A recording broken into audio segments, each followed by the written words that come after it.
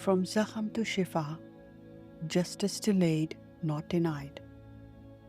Assalamu alaikum, beautiful souls, and welcome to From Zakham to Shifa, our sacred space where we hold both the weight of waiting and the promise of justice, where we acknowledge the pain of present wounds while nurturing hope for future healing.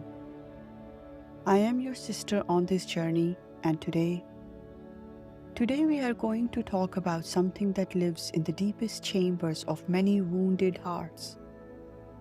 The struggle to keep believing in justice when injustice feels overwhelming. When the people who should protect you become the ones who wound you. When waiting for divine justice feels like holding your breath underwater. This is a conversation about finding peace in the wait, about holding on to hope when evidence seems scarce, and about trusting that no tear falls unseen. When family becomes the source of pain. Let me tell you about Nadia.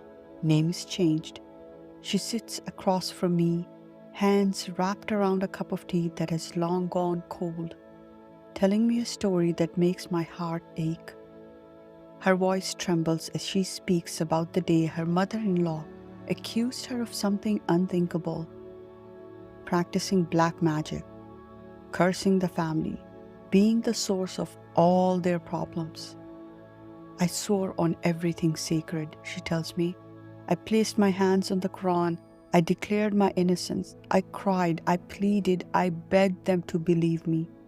But they chose to believe the lies.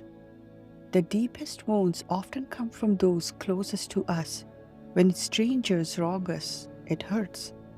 But when family, the ones who should know us, believe us, protect us, become the source of our pain, it shakes the very foundation of our sense of safety in the world.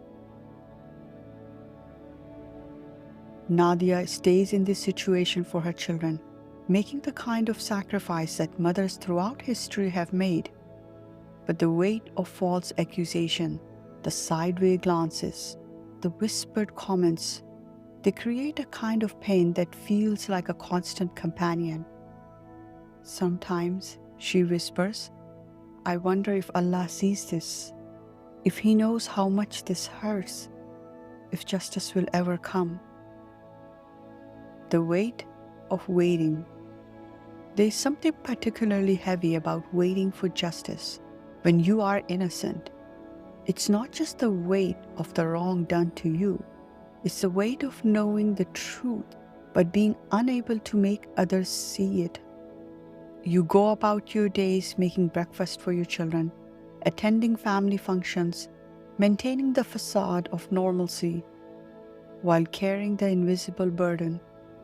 Every interaction feels loaded with unspoken accusations. Every gesture is interpreted through a lens of suspicion.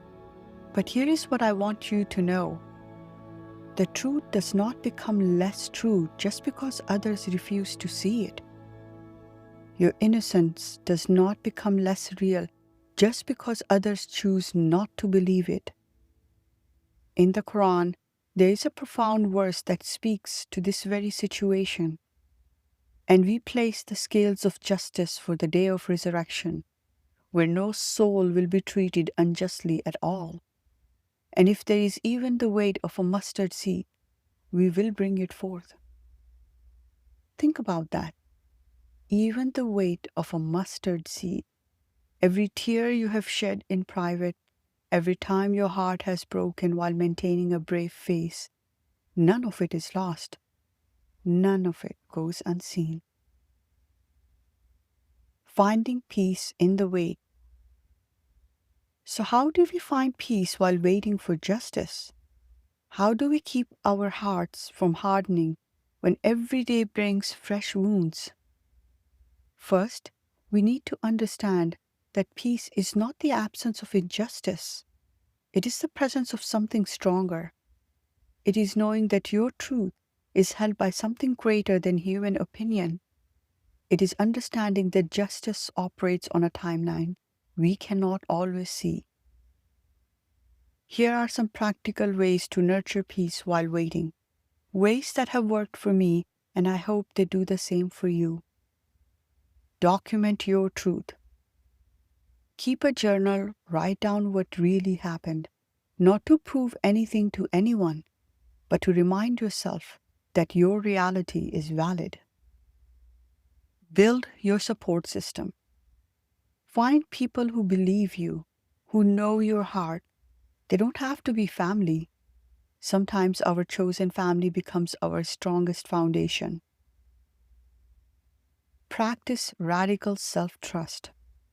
When voices around you try to make you doubt yourself, return to your core truth. You know what happened. You know who you are. Channel the pain. Use this experience to become more compassionate, more discerning, more aware of those who might be carrying similar invisible burdens. Remember Nadia? She started a support group for women dealing with family conflict. Her pain became a bridge for others to cross from isolation to community. She could not change her situation immediately, but she could change how she carried it. The different faces of justice. Sometimes justice does not come in the form we expect. Sometimes it comes in subtle ways, in the strength we develop, in the wisdom we gain, in the compassion we learn to offer others who are struggling. Sometimes it comes through our children, who grow up watching us choose dignity over vengeance, patience over bitterness.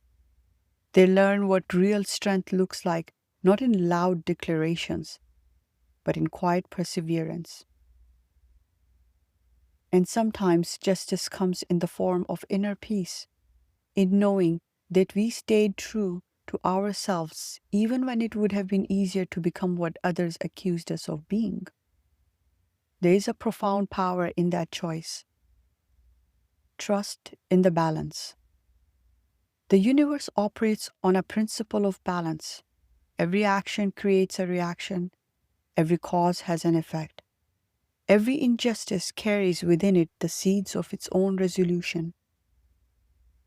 This does not mean we passively accept wrongdoing. It means we choose our responses from a place of wisdom rather than wounded reaction. We can stand in our truth without letting bitterness take root in our hearts. Remember, you don't have to see justice coming to know that it is on its way.